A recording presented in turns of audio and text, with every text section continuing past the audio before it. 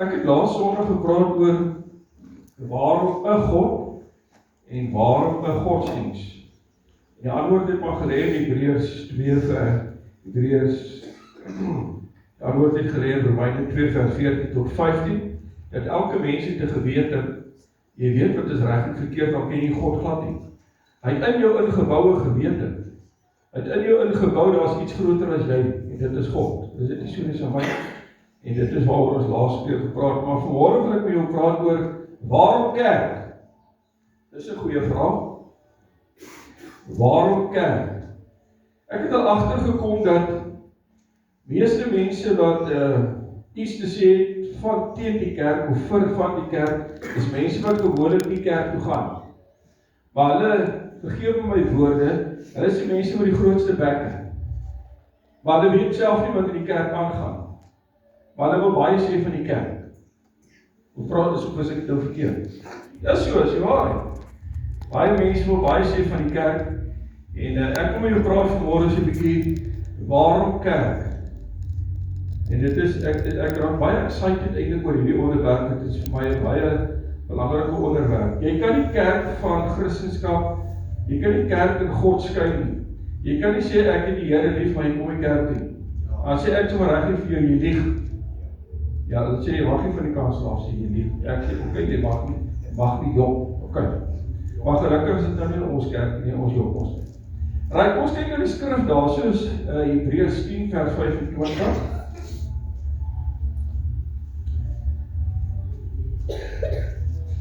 Hy sê, en laat ons onderlinge byeenkomste nie versuim, so sommige die gewoonte het nie. Met ander woorde, party mense, hulle worry nie, hulle gaan nie kerk nie. Hy sê, maar laat ons mekaar, hoor mooi, vermaan, en dit des te meer na mate julle die dag sien nader kom. Jy weet nie wanneer die Here gaan kom nie. So ons moet, die Bybel sê ons moet die tyd net koop. Tyd spandeer met die koning. Nou gaan my boodskap so begin vanmôre. Dit lyk of die breë kerk sy impak op die samelewing verloor het. Maar tog as jy gaan kyk in die Wes, in die derde wêreld lande, gaan jy kyk na daai mense, die opwaartse styging van kerkbywoning by die derde wêreld se lande is daar opstyging, maar in die westerse wêreld is daar 'n daling van kerkbywoning. Baie interessant. Hoekom kom mense nie meer kerk toe nie? Dis 'n goeie vraag. Hallo, ek dink dit is 'n goeie vraag. Hoekom kom mense nie meer kerk toe? Kom ek sê vir jou hoekom? Want mense soek egtheid in die kerk. Die mense sê vir hulle self, die mense gee voor dat hulle Christene is, maar hulle lewe getuig nie daarvan nie. En dan is dan wanneer ek en jy sê, hoekom wil ek kerk toe gaan as 'n klomp skyn heilige koeie daai? Kom ons wees eerlik, ons praat reguit. Dis skyn heilige klomp mense daai. Hulle sê hulle is kinders van die Here, maar kyk hoe getuig hulle lewe getuig nie daarvan nie. Hoekom moet ek na kerk toe gaan? En dis hoekom ek so baie kere sê, moenie jou oë op mense plaas nie, plaas jou oë op die Here. Die mense stel te leer, maar God stel nooit te leer nie. Al maak die pastoor vind, jy kyk nie na hom nie, jy kyk op na die Here. Eintlik bid jy vir hom, sê pastoor, ag Here, help dat die pastoor tog net regkom. Maar jy kyk nie vas teen mense nie, dis baie belangrik. Want as ons vaskyk teen mense, kom ons wees gou realisties en kom ons wees eerlik, dan gaan nie een van ons en ek kerk toe gaan. Is dit nie so nie? Maar wat wil ek daar maak?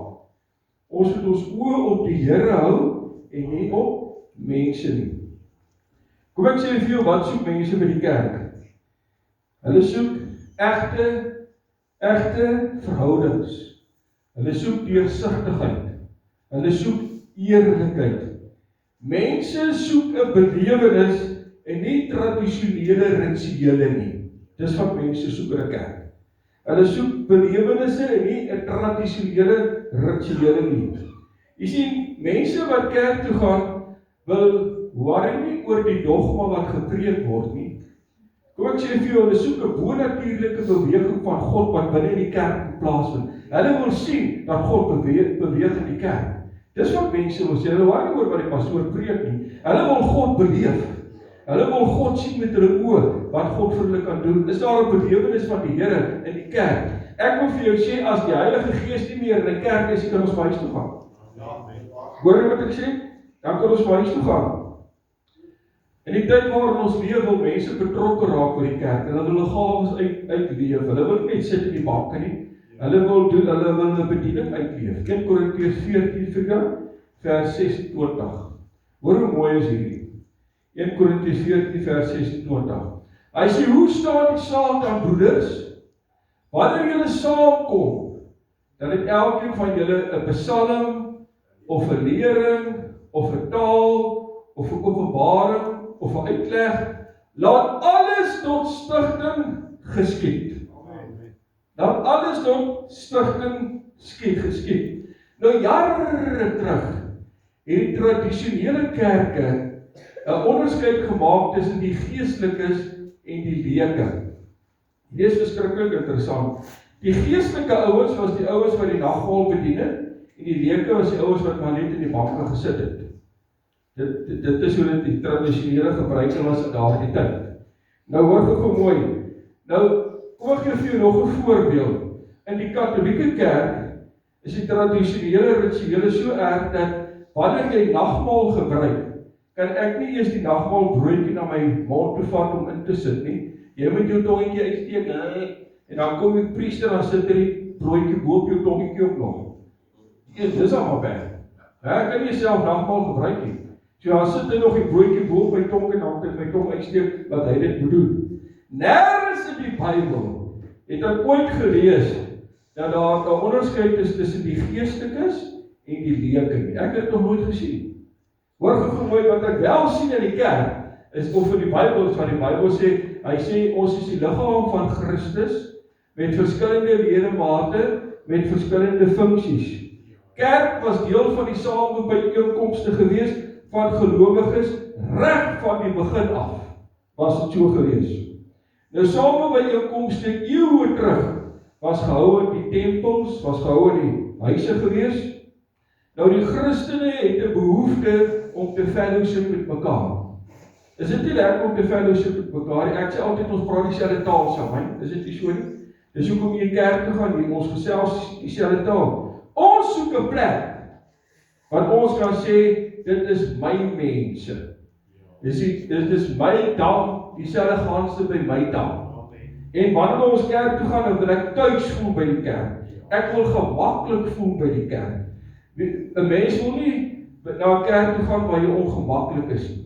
Ek sê altyd, as jy ongemaklik is, dan gaan jy na ander kerke, want dit help nie, jy gaan na 'n kerk toe waar jy ongemaklik is. Jy moet gemaklik voel en jy moet tuis voel in daardie kerk. Ek sê altyd, wanneer die Here in die kerk is en jy stap in die kerk, sal jy ervaar, want dit is hier waar ek moet wees. Jy sal vanaf weet. En as jy nie dit ervaar nie, sê ek vir jou, soek vir jou aan 'n kerk, want dit is belangrik, dat jy gevoed moet word by die kerk waar jy is. Ek dink dit is belangrik. Kom ons kyk verder van kerk. Hier vind 'n mens omgee. Jy kan sien dat die mense gee om vir mekaar. Nou, in die eerste 3 eeue van kerk, was die kerk vervolg gewees. Nou, die kerk moes in die geheim kerk gehou het. Jy kon die kerk geadverteer daardie tyd nie, die kerke was vervolg gewees. Wanneer die kerk eers begin? Die kerk het eers begin in die middeleeue, daar waar die kathedrale is. Het jy al die kathedrale gesien daar in Europa? Nou, dis verskriklik asemrowend om te sien die kunswerk en die argitektuur agter die kathedrale. Dit was verskriklik mooi gewees. Kerk was deel van die kultuur gewees. Nou julle sal almal weet, ek het in die stad al, ek het al so 7 gemeentes gehad my bediening, my 33 jaar, en ek was in die platteland gewees, en ek was in die stad gewees, en ek het julle baie vertel van die verskil met mekaar, maar wanneer jy na die platteland toe gaan, dan sal jy sien die kerk is altyd gebou in die middel van die dorp. Hy sien nie Boedorp gebou nie, of en dan sien hulle die kerk waar nie met die ryk mense. Hy sien nie die onderdorp gebou nie, hy is net vir arme mense, hy is in die middel van die dorp. En die kerk se plek se naam sal altyd kerkplein wees. En die straat voor die kerk sal altyd kerkstraat genoem word. Jy het er agtergekom. Enige dorp het 'n kerkstraat. Jy kan maar gaan kyk. Enige dorp het 'n kerkstraat.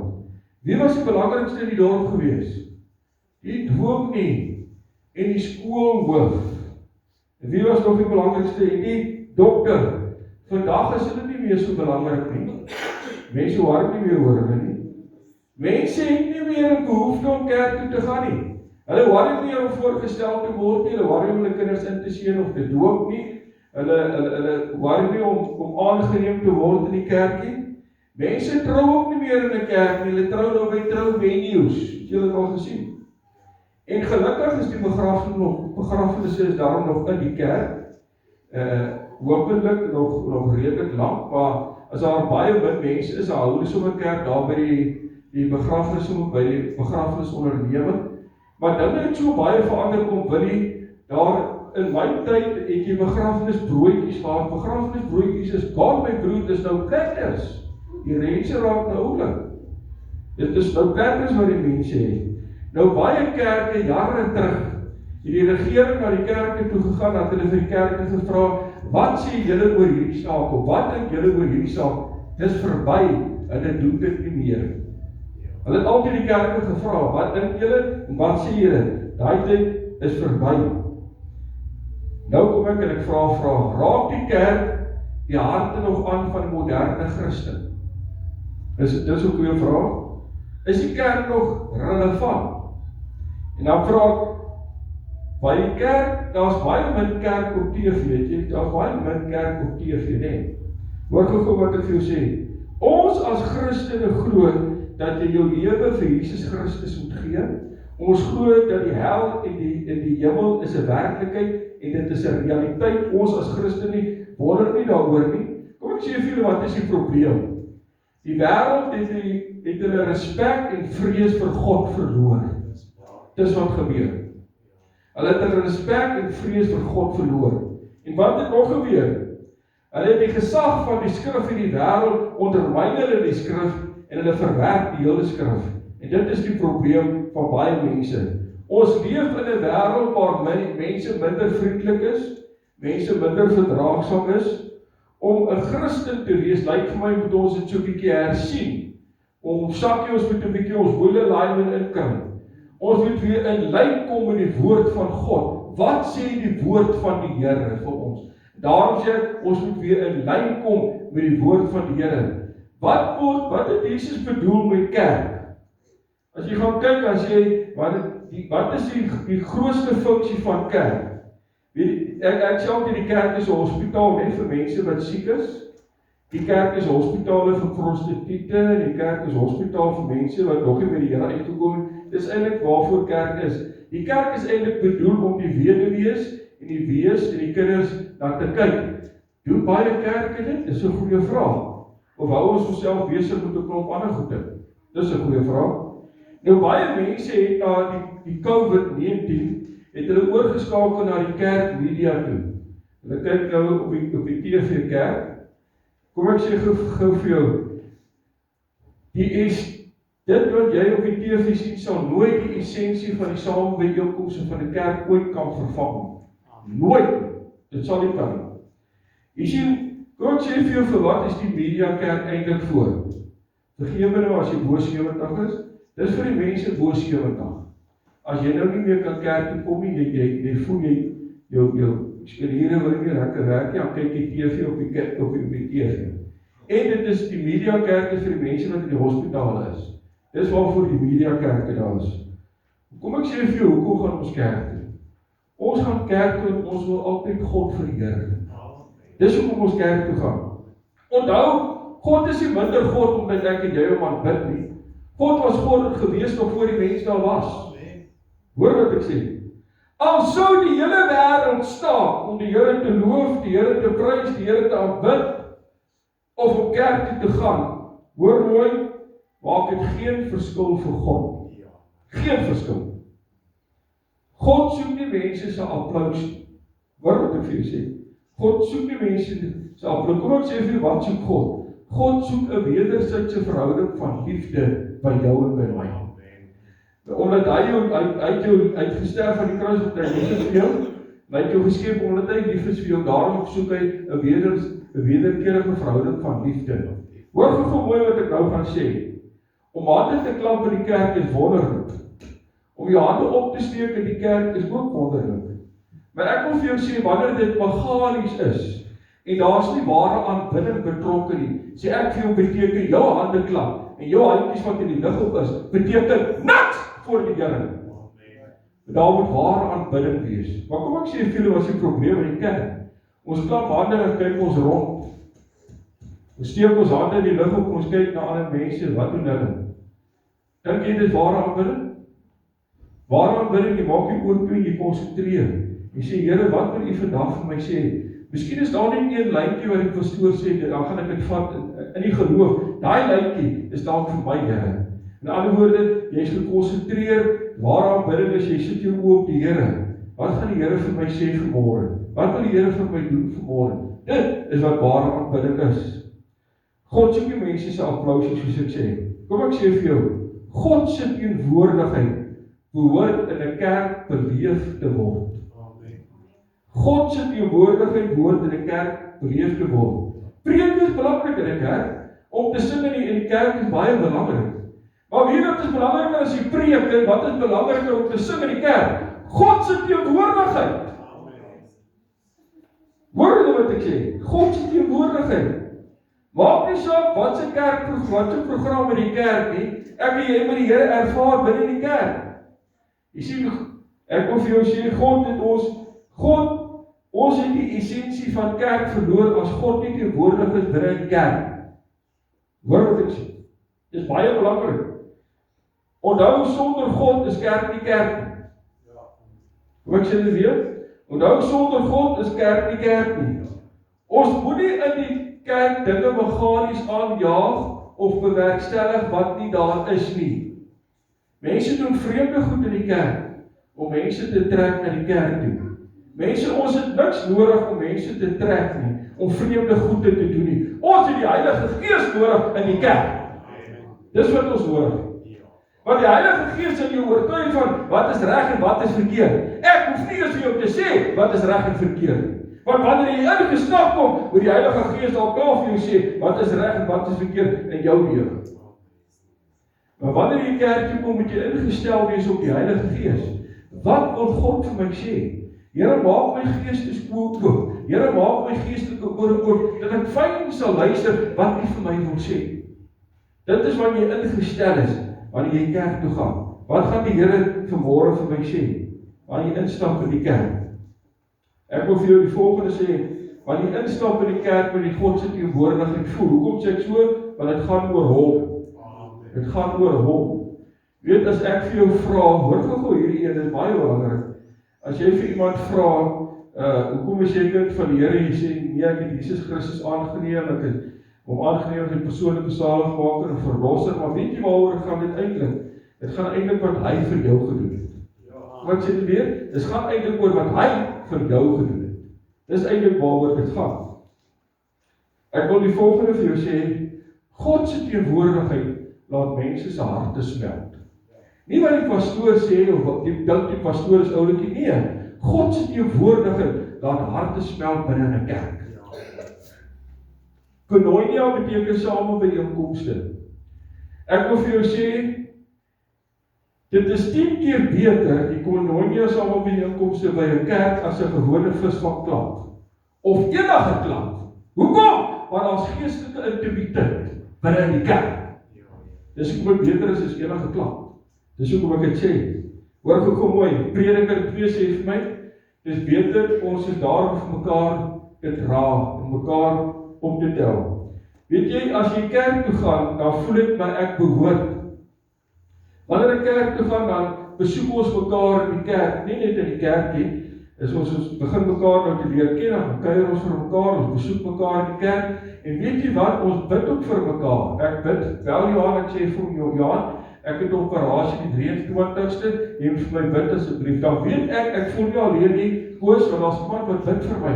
Weet jy hoe lekker is dit om te weet, dat jy weet, ek kan vir die kerk sê, bid vir my, dan weet ek, julle gaan vir my bid, ek wonder nie daaroor nie. Dit is hoekom dit lekker is om deel te wees van gelowiges. Want ek weet as mense wat saam met my bid, ek staan nie alleen in my saak nie. Dit is hoekom dit lekker is om kerk toe te gaan. Kom ek sê vir jou, 'n gesonde kerk is soos 'n boom wat groei. Dit is 'n gesonde kerk. Met ander woorde, dit gaan oor verhoudings. En na die kerk dan gaan ons saal toe, ons drink 'n koffiekie en 'n teetjie, en dit raak al hoe lekkerder as Sanet vir ons cupcakes maak, en dan sê Sanet ook vir my, sy soek 'n koffiemasjien skenking, né? Dis wat sy sê. Sy sê, pastoors vra vir die mense vir 'n koffiemasjien skenking. Nou sê ek maar van hier af vir julle, dis wat sy vra. Luister gou mooi. Die verbintenis in die kerk met mekaar moet nie los wees nie. Ons moet daar wees vir mekaar. Ons moet bid vir mekaar. Ons moet by die kerk moet daar 'n omgee wees. Jy weet, as jou kerk groter word, is klein groepe baie belangrik, of 'n Bybelgroep, of 'n klein groep baie belangrik om te fellowship met mekaar. Want as die kerk te groot word, dan gaan jy voel soos 'n nommer. Maar as jy inskakel by 'n selgroep, dan voel jy my ek behoort. Nou die probleem is, wanneer die kerk te groot word, en jy skakel nie in by 'n selgroep nie, dan sien jy die mense van die selgroepe is klieks. Hulle is nie klieks nie, jy het jouself uitgeskakel. Dis hoekom jy sê, hulle is klieks. Jy moet nie self uitskakel. Maar daar is 'n selgroep, daar is 'n Bybelstudiegroep. Moet nooit as jy in hierdie kerk uitvoel, net wil ek vir jou sê, is dit jou eie skuld. Hoor. As jy uitvoel in die kerk, is dit jou eie skuld. Ek wil vir jou sê, daar is baie dinge wat die kerk aanbied, maar skakel jy in daarby of nie? Moet nooit sê, nee, die kerk die klieks, daar bestaan nie my kerk. Daar is nie ding soos klieks nie. Almal is deel, ons werk almal saam, ons almal doen saam met dinge, ons bid saam, ons doen dinge saam, ons gee om vir mekaar. By die kerk moedig ons mekaar aan. Ons vermaan mekaar by die kerk. Kom ek sê vir jou, wat is die probleem? My suster is in Gewerta. Laat jy daai woord nie. In Gewerta. Sy bly daar in Port Elizabeth, sy gaan nie kerk toe nie. Sy ken die Bybel baie goed, maar ek sê Hebreërs 10:25 het haar Bybel uitgeskeur en kyk, want sy gaan nie kerk toe nie. Luister gou mooi, wanneer jy nie kerk toe gaan nie, het jy geen geestelike verantwoordelikheid, kan niemand jou tot geestelike verantwoordelikheid roep nie. Ek het hierdie laasweek, in hierdie week, laasweek, ek kan dit daar nie, gaan kuier ek vir 'n vriend van my in hier Lichtenburg, ons het vriende geword, hy is in ons kerk nie. En ons gesels 'n bietjie, en toe ek opstaan en loop, toe sê ek vir hom, ek sê jy het teruggeval. En ek loop. En toe ek nou weggeloop, toe voel ek sleg, want ek het nou vir die ou gesê, hy het teruggeval. Vroeg die volgende oggend, bel my. Ek sê vir hom, sê vir my Wessel, hy wil nie, hy sê vir my pastoor, ek wil net vir jou sê, dankie, jy was reg gewees. En dit wat jy vir my gesê het my weer op die pad gebring, dat ek weer by God kan uitkom. Jy sien my boetie, my sussie, as ek jou nie sien, as jy 3 keer in die kerk toe kom, ja, ben ek jou, dan vraag ek vir jou, waar loop jy rond? Vang jy nou 3 keer vis agter mekaar, nou dink jy, die visvanger agter belangrike. Ek gee nie om as jy weggaan vir 'n naweek, jy moet my mooi verstaan. Maar as jy hier by die 3de keer wegbly nie, dan dink ek, jy besig om weg te kwyt, jy besig om weg te val. Want as jy lief is vir die Here, dan kom jy kerk, nie vir die pastoor of vir die mense nie, jy kom te hoor wat God vir jou sê. Is dit so? Ja. Dis hoekom jy kerk toe gaan. Nee, wat daai ou aantrek en wat daai vrou aantrek, nee, God kyk in elk geval na jou hart, man. Dis wat God dan kyk. Hy kyk na jou hart. Luister gou mooi. Ons gaan kerk en by die kerk loop ons 'n pad saam met mekaar, ons bid vir mekaar, ons gee vir mekaar om. By die kerk is daar teregwysing. By die kerk is dit, wanneer ek jou teregwys, is dit nie kritiseer nie. Is teregwysing, soos wat ek gemaak het met my vriend. Ek het hom tereggewys. En weet jy wat, as jy geestelik volwasse is, sal jy dit nie vat as kritiek nie. Jy sal sê, dankie, daar's iemand wat bid vir my, wat na my kyk, dat ek op die pad bly. Dis hoekom mense kerk toe gaan, mense. Want ons het mekaar nodig, ons bid vir mekaar. Want jy's in 'n krisis, dit is lekker om te weet, vir my is dit lekker om te weet, want ek het mense wat bid vir my in hierdie situasie, of in daai situasie. Dis hoekom dit vir my lekker is om kerk te gaan. Maar wanneer die pastoor jou vasvat, dan moet jy nie kwaad raak nie, want jy is besig om aan te jaag nie, Want ek het 'n verantwoordelikheid teenoor God vir jou wat in my gemeente is, want ek moet jou op die pad hou. En dan moet julle vir my bid, laat my kop nie raas nie, want ek het 'n verantwoordelikheid teenoor God. Hoor nou wat ek sê, my verantwoordelikheid vir my is belangriker om die kerkraad tevrede te stel. Ek moet doen wat God vir my sê. Dis die belangrikste. En jy ook, jy moet doen wat die Here vir jou sê. As die Here vir jou iets sê, net dan hoef jy na my toe kom en sê, pastoor, moet ek dit doen of kan ek dit doen in die kerk? En jy sê vir my, pastoor, die Here het met my gepraat, hy sê vir my, ek moet dit doen in die kerk of wat ook al. Dan sê ek, dit wat die Here vir jou gesê, dan doen jy dit. Wie is ek om vir jou te sê, dit is nie so nie. Hoor wat ek sê? Die Here ken elke een van ons. Die Here weet wat jy nodig, hy ken jou behoeftes. En ek hou daarvan om te weet dat die Here sê, vra dat ek vir jou gee, bid en jy sal ontvang. Die probleem met die kinders van die Here is dat die meeste van ons dink, ons is lank op die pad, ons dien die Here al vir jare, en ons het nie meer nodig om te bid, Here beskerm my. Hoor gou wat ek vir jou sê, elke dag moet jy die wapenrusting van God aantrek. Elke dag, vra Here beskerm my. Jy kan nie omdat jy een keer jou lewe vir die Here gegee het, agteroor sit te dink, ek is nou alright nie. Nee, jy is nie alright nie. Jy moet elke dag bid, as die Here stuur engele om my te bewaar, die Bybel sê, as jy vra vir die Here vir beskerming, dan stuur hy engele om jou te bewaar en te beskerm. Dit gebeur nie outomaties, omdat jy 'n kind van die Here is nie. Elke dag moet jy vra daarvoor, elke dag moet jy die wapenrusting van God aantrek. En elke dag moet jy dit aantrek, hoekom sê ek so? Want vanaand gaan slaap jy, trek jy wapenrusting aan, jy slaap ons nie wapenrusting aan nie, jy slaap hier. En dan bid jy, dan bid jy, dankie Here dat U engele my gaan beskerm. En dan kry die bloed van Christus oor my lewe, dan weet ek is beskerm. Nee, ek wonder ek is beskerm nie, ek weet. Hoekom? Want ek is duur gekoop met die bloed van Jesus Christus.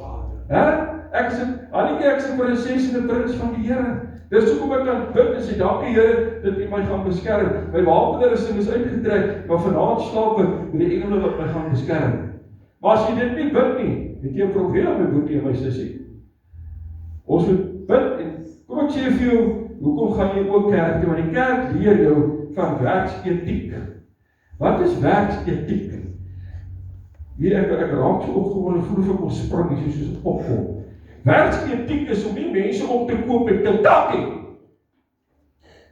Baie mense is in hulle werk, hulle klim die leer op in hulle werk, want hulle gee vir die mense Kentucky om uit te kom in die lewe daarbo. Dink jy dis die regte manier? Dink jy dis God se manier? Jy hou jou Kentucky, man. Hoor wat ek vir jou sê, by die kerk leer jy om eerlikheid te leef, daar eerlikheid te wees. By die kerk leer jy om nie onontkoombaar te wees. Ek werk nie geld onder die tafel om belasting te ontduik nie, maar die Bybel sê betaal belasting. Hoor gou mooi vir my. Al gebruik die regering die belasting verkeerd, jy gee nog steeds belasting, is 'n opdrag van God om dit te doen. Verstaan jy wat ek sê? Alhoewel ek en jy nie like wat hulle doen nie, los hulle vir die Here. Die Here sal met hulle afreken, nie ek en jy nie. En as die pastoor aanjaag, dan bid jy vir hom dat die Here hom moet regkry. Dis dieselfde wanneer jy geld gee vir die kerk, en die kerk jaag aan met die geld. Daai mense gaan verantwoordelik doen vir God. Moenie jy sê, Here slaan my met 'n weerligstraal uit die hemel uit nie. Ons voel so. Maar moenie dit doen nie. Jy sê, Here, gee die kerkraad insig, gee hulle vir hulle wysheid, dat hulle geld reg gebruik. Mense, ek doen dit, ek en jy moet dit doen wat die woord van God vir ons sê.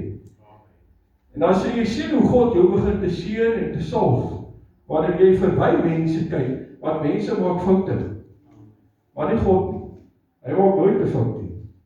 Ek wil vir jou sê, wanneer daar integriteit is by kinders van die Here, dan staan ek en jy uit. En hoor vir my, mense sien dit raak. Hoor wat ek vir jou sê. Mense sien dit raak, wanneer jy integriteit het as 'n kind van die Here. En mense, as jy 'n kind is van die Here, as jy 'n lang pad om met die Here gestap het, wees versigtig hoe jy praat. Jy praat ordentlik. Moenie lelik praat nie, moenie vloek nie, want dan begin mense te vra, is hierdie ook in die vollies? Hoor vloek harder, ek hoor jy daai kerk nie sê. Tree op soos 'n kind van God. En dis hoekom mense nie wil kerk toe gaan nie. Hoe cool ek nou daai kerk toe gaan kyk, daai klomp Christene, kyk wat doen hulle lewe getuig nie van Christendskap nie. En dan wonder ons, ek wonder wat is fout. Jy moet bykom man, dis wat fout is. Dis ek te hoop. Ek hoop jy so. Kom ons staan, bid ons staan. Wonderlike Here Jesus. Here, hierdie mense wat hier voor my staan, Here, is mooi mense. Dis God se mense. En ek kom vanmôre en ek vra Here dat jy elkeen se behoefte sal voorsien. As jy siek is in jou liggaam, glo ek dat God jou wil genees. Hy wil jou aanraak. Miskien het jy finansiële probleme, ek sê vir jou, jy moet vir die Here vra om vir jou insig en wysheid te gee hoe om jou finansies reg te gebruik. Baie keer wonder jy, hoor wat ek vir jou sê, vra die Here sal vir jou gee, bid en jy sal ontvang. Wanneer jou hart reg is, sal God jou hart sien en hy sal seën en hy sal salf en hy sal voorsien in jou behoefte wat jy nodig het. Ek glo dit met my hele hart. Here, ek bid dat hierdie kerk, die volle evangelie kerk hier in Lichtenburg sal volmaak van hoek tot kant. Die galery sal vol wees. Ons roep dit in die naam van Jesus Christus. Ons roep mense van die noorde, van die suide, van die ooste en van die weste. Vader, ons redeneer met ons kop, maar waar gaan die mense vandaan kom? God stuur hulle. God sal mense stuur.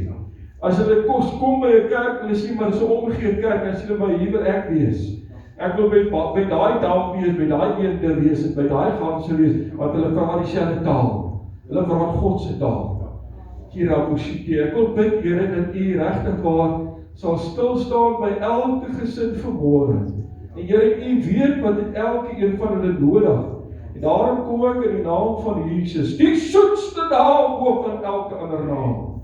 En ek vra Here, gryp in en verander dinge wat nie reg is in die huis nie.